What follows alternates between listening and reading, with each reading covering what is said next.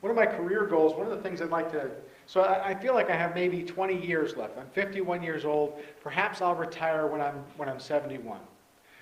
Maybe I'll throttle things down a little bit, but I look forward to things that maybe you don't think about. You know, you see those little kids running around here. You see Elspeth Dekarski. If the Lord allows, I'll be able to perform her wedding at some point in the future. Amen. Wouldn't that be exciting? Yeah, that would be exciting. All of these little kids running around here, those are I see things in the future. You know, Rebecca Brady, she was the first wedding that I performed as a minister here. I did it with Sean Dekarski. Her daughter is Elizabeth. I could perform that as my last. Now she's going to have to meet, you know, Prince Charming and all those kind of things. We're working on it. One of the other things I have as a career goal is I want to make sure that I preach all 150 Psalms. Okay, in 20 years, there's 150 Psalms, so I have to sort of parse them out and throw them in here and there. And in this series called Conversations with God, that's one of the things, it's a career goal, to get to the end of my career and to preach through all of the Psalms. If I was a younger man, I'd say, you know, every passage verse by verse, but all the Psalms. We'll call it a goal. Hold me to it, okay? The Psalms are sometimes they're happy Psalms. I told you last week or 2 weeks ago, if you have an emotion, there is a Psalm for that. If you're happy, if you're excited, there is a Psalm that just bursts forth with praise about God. And if you're sad, there's a Psalm for when you're sad. There's also a Psalm for when you're crushed and hopeless. Should I save that one for last? No. You want to, don't you? I want to. I'm like, this is Psalm 88. That's what we're doing today. It's a psalm for when there is no hope. That's hard. It's a downer. It's a downer. The psalm ends with, and I'll leave you with the ending. Darkness, or I'll start with the ending. Darkness is my closest friend. And that's it. And people sang this as a community in ancient Israel. They went all the way to darkness is my closest friend. That's it. There's not a whole lot of happy clappy in there, is there? Darkness is my closest friend. It's a downer ending. Now this is a literary device where happily ever after just doesn't happen. The good guy faces tragedy. The hero dies. There is no rescue. The monsters take over. When evil wins, it makes us think about the reality of life in a fallen world. It shakes us when we're comfortable. And it comforts us when we're shaken. The downer ending is on purpose. You might recall, you may have read this in high school, John Steinbeck wrote a book called Of Mice and Men. In this book, there are two characters. There's George, who is he's the guy who's with it. He's small, he's sharp, he's quick, he's intelligent. He kind of knows what's going on. And he's partnered up with this guy named Lenny. Now, Lenny is just a gigantic, kind of a shapeless blob. He's not very smart, and he's always getting into trouble. And so they're partners. And the setting is out in the West, years ago, where people would travel and work from farm to farm. And so George and Lenny are a team. And so they're on their way to this job, and they stop and camp for the night. Back in the day where you could just camp for the night pretty much wherever. And Lenny likes soft things. He likes to pet soft things. And so George finds that he has a mouse in his pocket. But the mouse is dead. And so George is like, have you lost your mind? What are you doing? You're going to get some disease. And he starts yelling at him. Just, ah. But what you realize in that moment was that George loves Lenny. And Lenny loves George. They need each other. They're friends. Unlikely friends maybe, but they're friends. And so they get to the farm, and Lenny ends up with a puppy. You know what's going to happen. Because he's not gentle. He can't be gentle. He loves soft things, and he wants to pet the soft things, but the soft things always die. And so the puppy dies. And on this farm, it's kind of a dysfunctional farm. What is there to do out on a farm? Work. That's pretty much all you do on a farm. You just work. And so the boss's son has married this beautiful young woman and brought her to the farm where there's not much to do. And so what does she do? She's kind of flirtatious. She flirts with all the farm hands, and she's constantly kind of getting in trouble. And so she comes and she finds Lenny in the barn, and he's sad because his puppy has died. He likes to stroke soft things and touch soft things, and so she says, "Okay, you can touch my hair." She's got very pretty hair, and Lenny's not gentle. And so as Lenny begins touching her hair, he grabs and pulls, and she screams, and Lenny thinks, "I'm going to get in trouble," so he tries to stop her screaming, and he accidentally breaks her neck. Now this is out west. This is on a farm. You don't have 911 to call. You take care of things yourself. And so George and Lenny had arranged, there's a meeting place when if trouble happens, and they know trouble's going to happen, we're going to meet here and we're going to handle the trouble.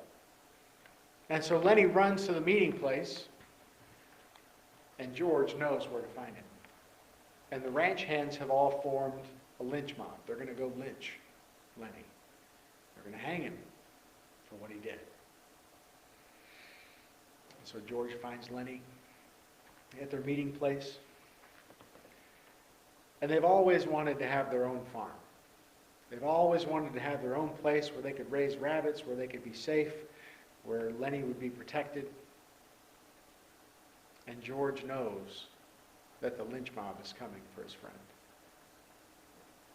And so he kills him. George shoots Lenny and kills him. That's depressing. That is a downer ending. And authors throughout time, they've used this kind of ending to make you think about the brokenness of the world that we live in, about the way things are not right and won't be right. I've mentioned before that Psalms are from life to God. Psalms are our response to God. And how do we respond when times are dark and shocking and disorienting? Psalms are our emotional response to life in a broken world. If there's an emotion that we feel, there's a psalm for it. The Psalms are works of orientation, reorientation, or disorientation. We've talked about a couple different Psalms this time. We've talked about Psalm 5 and Psalm 9. Those are Psalms of orientation. They say, here is the pathway in your relationship to God. You see that? That's pretty smooth, wasn't it? Welcome to Pathway Community Church. Orientation sets you on the right path from the start. Psalm 5 taught us that effective prayer requires humility and obedience. Psalm 9 describes God as the righteous judge from whom comes righteous judgment. And so those psalms are songs of orientation. Here is the right way to go. A psalm of reorientation moves you from the wrong path to the right pathway. Get it again. Psalm 33 shows us that a right focus on God results in praise. A psalm of disorientation makes you wonder if there's a path at all. And Psalm 88 that we're going to talk about today is the most disorienting of them all. Psalm 88 asks the question, where is God in the darkness? And then it doesn't answer the question. It's a song of lament. Lament psalms are designed to sort of take us into situations that are dark and overwhelming and frustrating, and it is the emotion that we cry out to God in the midst of pain and suffering and hardness. A lament respond when the situation is too big or too awful to imagine, when there's nothing we can do to work against it. Lament psalms give us permission to cry out to God when things are crushing, in the thick of it, when it still hurts. A lament psalm uses a customary format, so there's a structure that you would expect from a lament. It starts with a cry out to God, and then it describes the situation. And so, hey, God, help. And then here's why I need help. And then at the end of the psalm, there's the happy ending where it says, God, I'm going to trust in you. But what Psalm 88 does is it breaks that pattern. Rather than having a happy ending, it just ends. Darkness is my closest friend. One commentator notes the fact that the Psalms contain songs of anger, abandonment, and despair shows not only that such emotions occur in the life of faith, but that such experiences are repeated, predictable, and expected. We have been this way before. Now, I've read you that quote just about every time we do a lament. We have been this way before. Psalm 88 is not just for them far away, long ago. It's for us right here and right now. Where's God in the darkness? Where is God in the darkness? A cry from the overwhelmed. Take a look at Psalm 88 right at the beginning. Lord, you are the God who saves me. Day and night I cry out to you. May my prayer come before you. Turn your ear to my cry. Now, right here at the beginning, we notice a couple things. He says, Lord, you are the God who saves me. That is a positive note. This person who is crying out to God is still crying out to God. And so there are some things in this psalm. It's pretty dark. But right at the beginning, we have to hold on to this person is still talking to God. This statement, this is from Derek Kidner, this statement is the only positive note in the psalm, apart from the qualities that are subjected to the questions of verses 10 through 12, and apart from the crucial fact that he continues to pray. And so what Kidner is suggesting here is that further on in verses 10 through 12, there's a way that you can sort of tease out some hope from this psalm. But the purpose of the psalm is not to give you a lot of hope. It's to shake you. It's to rattle you. It's about overwhelming darkness. It's written for days when there is no hope. The author says, day and night I cry out to you. Crying out is that desperate request for immediate help, and it's constant day and night because he's not sleeping. Have you been there? He's completely overwhelmed. Take a look at verse 3. I am overwhelmed with troubles, and my life draws near to death. I am counted among those who go down to the pit. I am like one without strength. I am set apart with the dead, like the slain who lie in the grave, whom you remember no more, who are cut off from your care. You have put me in the lowest pit, in the darkest depths. Your wrath lies heavily on me. You have overwhelmed me with all your waves. I am overwhelmed with trouble in the NIV is my soul is full of troubles in the ESV. He's not dead, but he's so close. Probably the closest analogy or illustration I could ever use is being sick. I was on the road in Texas. I had filled the pulpit for my pastor. I was always happy to fill in for him. He said, I'm sick, can you fill in? I said, sure, I'll fill in. And I used his microphone without cleaning it. He had the stomach flu. I had the stomach flu. And I was all the way down in Texas with this new trainee when all of a sudden I knew I was sick. Have you had that kind of stomach flu? And so I was able to get out of the truck onto the floor of a factory. There's guys with forklifts and stuff. They're driving all around. I was on the floor of the factory on my hands and knees when my trainee brought me the bucket. Have you used the bucket? I used the bucket for a little while. And then I went to the bathroom. And I used the bucket and the bathroom at the same time. And then I got back in the truck. And I crawled under the blankets because I was completely exhausted. I was feverish. I was shaking. Meanwhile, I'm at work. And I can't go home. I'm in Texas, for crying out loud. I happened to be close to a good friend of mine. He took me to the hospital. It's good to see you. Can you give me a ride to the emergency room? Thanks.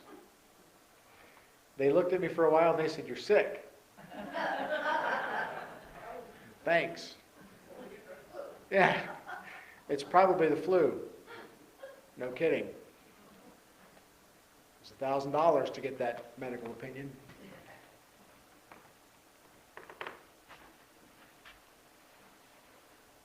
overwhelmed. What happens when that day doesn't end? What happens when one day turns into 2 days, and 2 days turns into 3, and 3 days turns into 4? The psalmist blames God. The psalmist says, you have put me in the lowest pit. You have overwhelmed me with all your ways.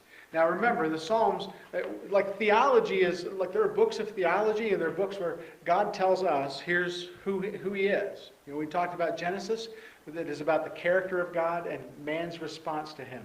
And we saw good responses and bad responses, and we tease out good theology from that. Theology is what we know about God, what we do about God. But the Psalms are different. The Psalms are from life back to God. The Psalms are when we say, hey God, I'm having a problem, or hey God, I'm excited and I want to praise you. This psalm is about when you're overwhelmed and crushed and you have no hope. The psalmist blames God. In the midst of being angry and suffering, that's what we do. The overwhelming negative tone of this psalm disorients us. It makes us think about life in a broken world. This literary disorientation is on purpose. It's intentional. As I thought about disorientation, I thought about the spatial disorientation that happens with pilots. Now, what happens with spatial disorientation is that you don't have a sense of going up or down. And so you can imagine if I had a spinny chair here, and I took my lovely wife who's here with us today, and I put her in the spinny chair and I spun her around. We should do this.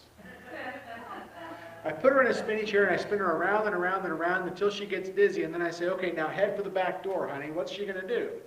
She's going to have a hard time navigating and even walking with her feet. We did this with our grandkids, but she didn't, I did. And my son-in-law. We did it with the grandkids. It was fantastic. But what happens when you're in an airplane and you experience spatial disorientation is you've got to figure out how to go left and right, and you've got to figure out up and down, and you can't. Because when your body feels like you're going up, you're actually going down. And so this happens with military pilots. You can use the Google and you can find the heads-up display of pilots who are disoriented, and they're accelerating towards the ground. And you can imagine a military airplane is designed to go really, really fast. And so these guys are pushing the throttles all the way up to go as fast as they can because they think they're going up. They think they need altitude. And what they're doing is they're driving a very expensive airplane into the ground. One guy, he actually survived, and he pulled about 20 Gs, 20 times. Your body would weigh 20 times what it does at the bottom of this pull-up.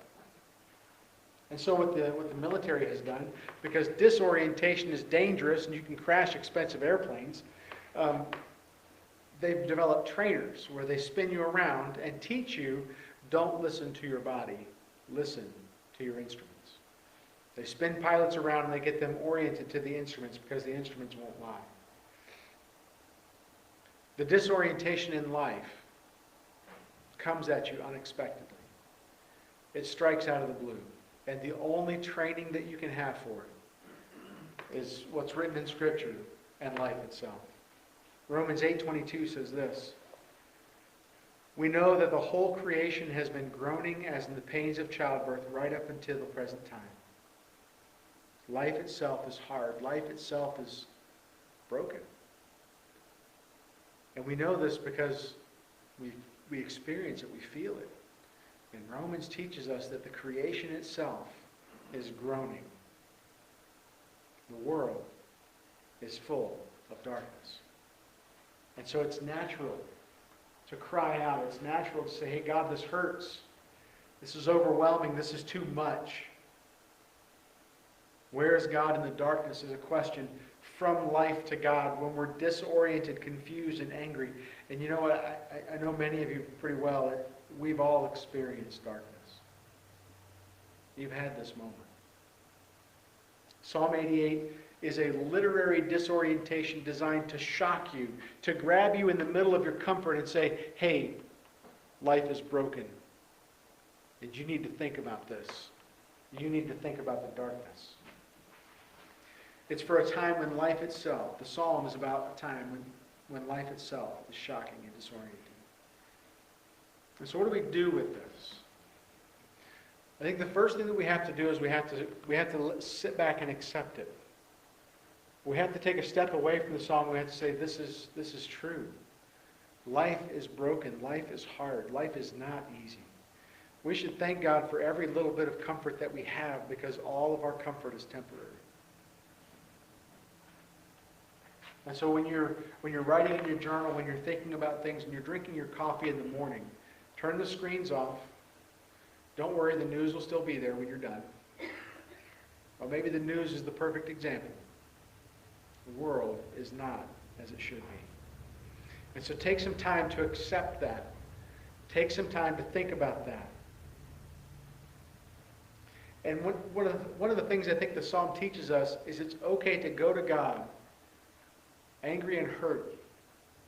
He can take it. When you're angry and hurt and you cry out to God, Psalm 88 says it's okay. Where's God in the darkness? When we're screaming and crying and blaming Him, it is a cry from the overwhelmed. Where is God in the darkness?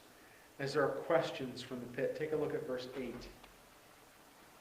You have taken me from my closest friends and have made me repulsive to them.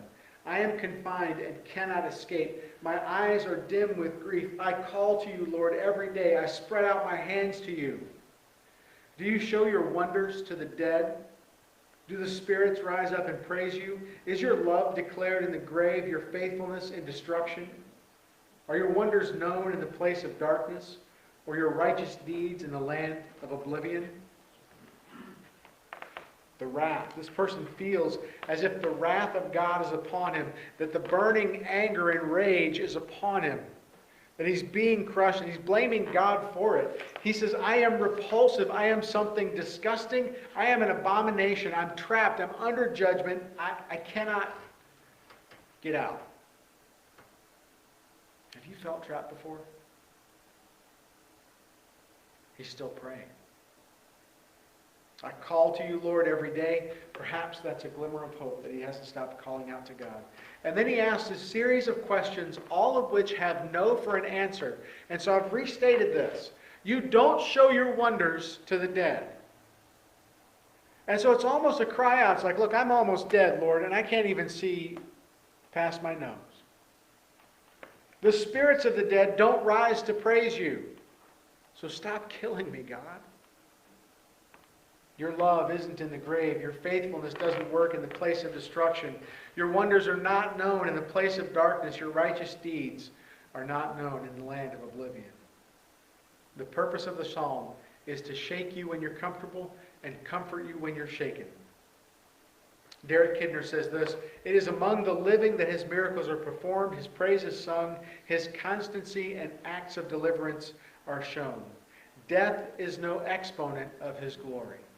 What that means is that in death there is no opportunity to glorify God, to sing His praises, to do what we are supposed to be doing.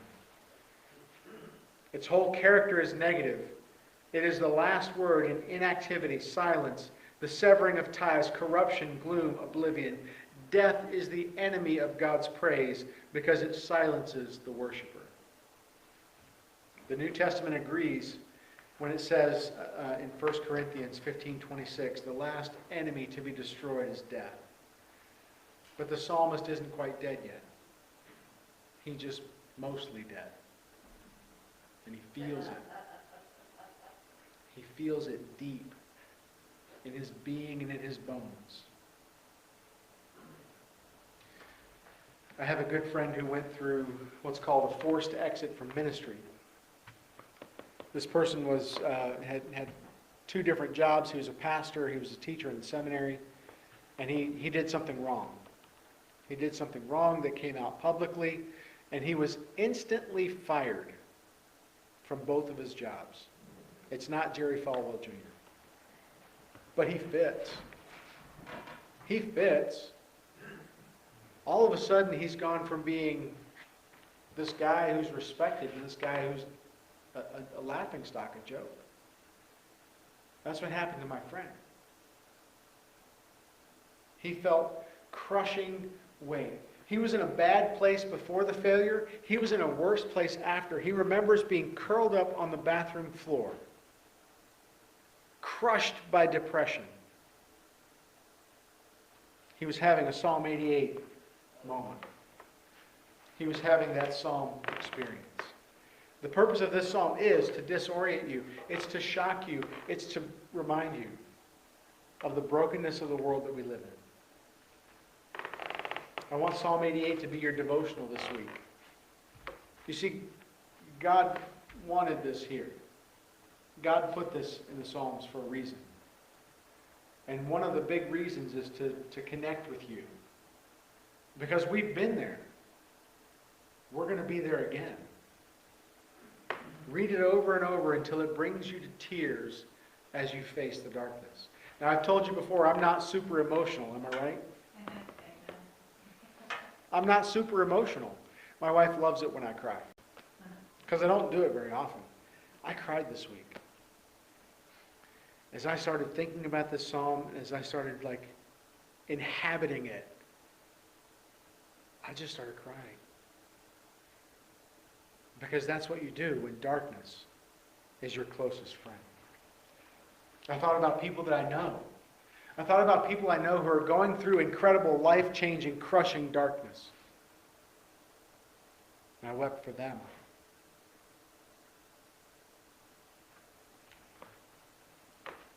I want you to make this your devotional this week. And I want you to take verses 10 to 12 and I want to restate them. I want you to restate them. I want them to write them in your journal to meditate on them over your coffee this week. Verses 10 through 12 says this. So look at verse 10. It says this. Do you show your wonders to the dead? The answer is no. Are you dead? You're not dead. And so God has shown His wonders to you. And so ask Him, hey Lord, you're showing your wonders to me day by day, moment by moment. Show them to me. Make them clear to me. Help me understand them. And then look at the next line. It says, do the spirits rise up and praise you? And the answer is no. Are you a spirit? No. And so you need to praise God. Now I get it, praise songs, we have to be careful and all that other stuff. The shower is still your opera. Sing praises to God. Make the people in your house wonder if you're okay. Is your love declared in the grave?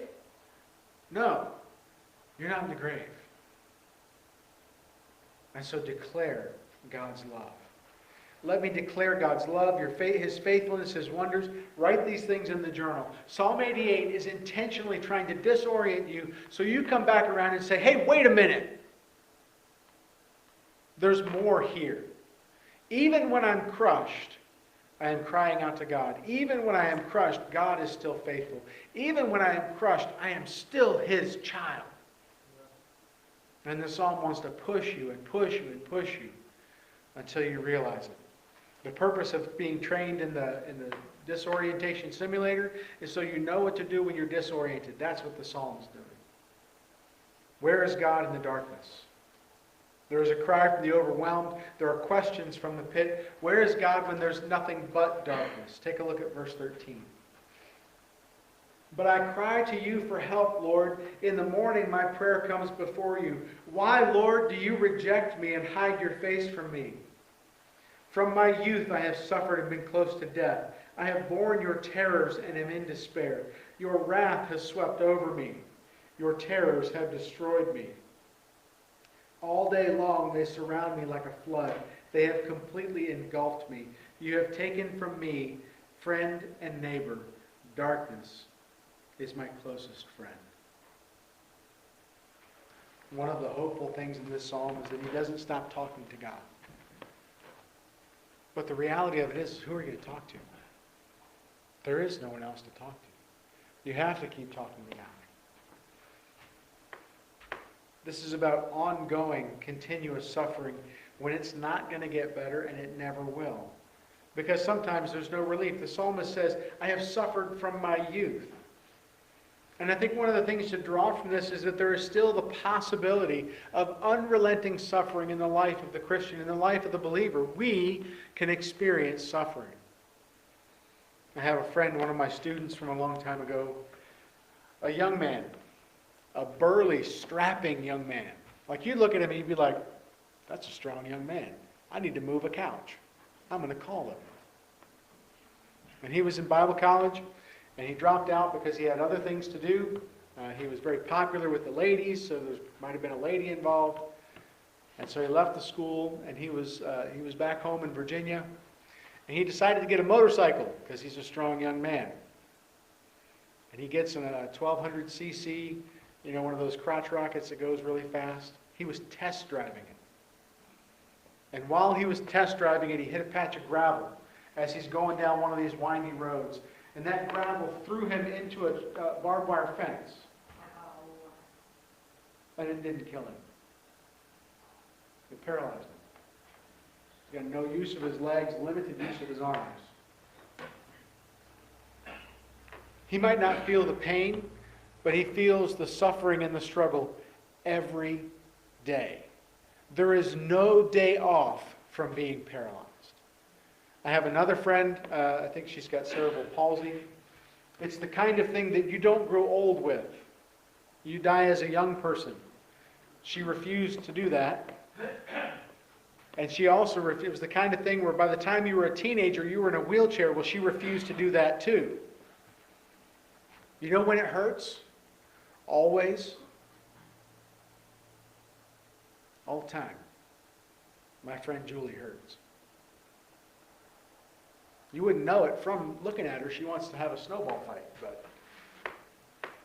there's no day off. From my youth I have suffered and been close to death. I have borne your terrors, and I am in despair. And then the psalm ends with no hope. Darkness is my closest friend. This is intentional. The downer ending reminds you that the world is broken. There's times when it's not going to be okay, and it's not going to get better. The ending of the psalm, I told you there's a pattern here, right? The psalm starts with a cry out to God, gives the reasons, the problem that we face, and at the end there's supposed to be an uplifting moment. There's no uplifting moment here. Because sometimes there isn't. The lack of hope begs for a theological answer. Where is God when there's nothing but darkness? What you think about this is how you think through your theology of suffering, your theology of hope. How does God handle the darkness? God handled the darkness by going through it. One of the things that is the greatest reason to be a Christian is because, hey, the world is broken. Shouldn't God do something about it? He did. He moves through the darkness when He sent His Son, Jesus Christ, to die on the cross for you. You've had dark days. I've had dark days. More dark days are coming. There is no darker day than being abandoned by God. And that's what the Son of God, God Himself, did for you. 2,000 years ago, as an innocent Jesus Christ hung on the cross, in Matthew 27:46, it reports His words. He cried out with a loud voice, Eli, Eli, lama sabachthani, which is Aramaic for my God, why have you forsaken me? That blows my mind. That God would willingly choose to go through the darkness. Who would choose Psalm 88? Nobody! Apart from a God that loves you so much that He'll go. And so theologically, we like to be theologians about it. We like to take a step back and we say, well, what happened here is that Jesus Christ, the Son of God, took on the sins of the world.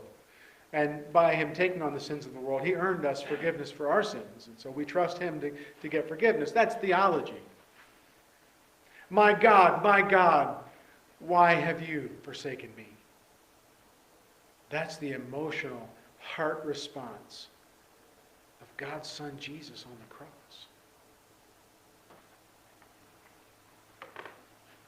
To be forsaken by God. You see, that God to life theology is great. We like that kind of stuff. But from life to God, we cry out. We are not crushed like Jesus. We trust in Jesus. We thank Him that He was crushed for us. In the center of your most painful cry, Jesus is there with you. On your darkest, darkest day, don't stop praying to God. God knows. In the center of this intimate, crushing event, whatever's going on in your life, God has experienced suffering in crushing detail. The saddest psalm was written to make us think, to shake you when you're comfortable, to comfort you when you're shaken. And the Bible is just brutally honest about the brokenness of the world around us. There are days when it isn't okay and it's not getting any better. I thought about personal examples, the brokenness I've experienced in my life. I don't know if I can even tell them today without breaking down. I remember the day that my dad died. I was in a truck in Chicago, of course. I remember when my brother died. My older brother died of a heroin overdose when he was 37 years old. It's almost, 30 years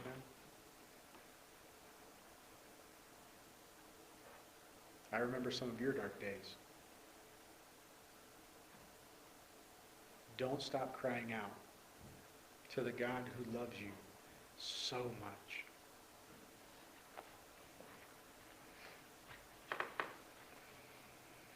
Of Mice and Men has a downer ending. It makes you think about what you would do, what you could do when there's no hope. The downer ending intentionally upsets our sense of security, our sense of safety. The disorientation of Psalm 88 demands that we respond to it by getting in our face and getting us twisted around. Psalm 88 ends with, "Darkness is my closest friend on purpose," to shock you out of an easygoing blindness to the hard realities that you face, that we face. If you find that you're having a Psalm 88 day, if you have a sense that there's something going wrong, that life is broken, and this is for everybody who might be listening. Life is hard. Come to church. Now I get it. There's a thing going on. Okay, fine. Find a safe way to come to church. There are a lot of people talking about, online. Online only takes you so far. You need people. Because how do we get through hard days together?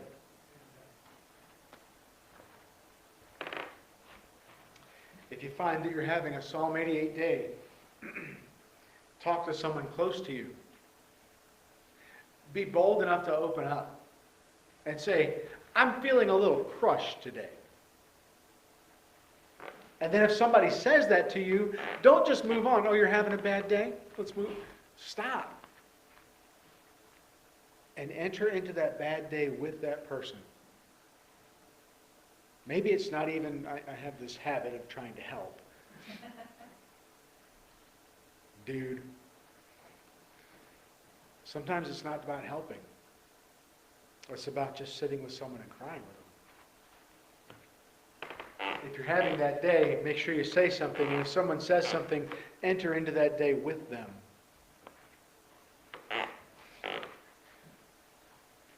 If you're having that day and it keeps coming back, if you're struggling with depression, if you're struggling with something that's going on in life that is too big for you to handle, hey, it's okay to get counseling.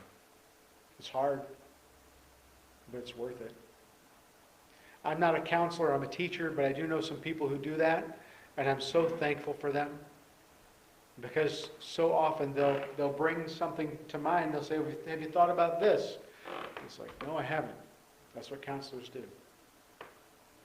If you find that you're at risk for self-harm, that's something that should trip for you and say, "I need immediate help. I need to call somebody." And if you're not sure who to call me. I'll help you. If you find that someone calls you and says, "Hey, I'm thinking about hurting myself. I'm having a bad day," come over. Go over. Be there for people. How do we get through Psalm 88 days? Together. Let's pray together. Father, Thank you for Psalm 88. And thank you that we are never alone in the darkness. In Christ's name, amen. Hey, thanks for coming out. God bless you, and God bless you. We'll see you next week.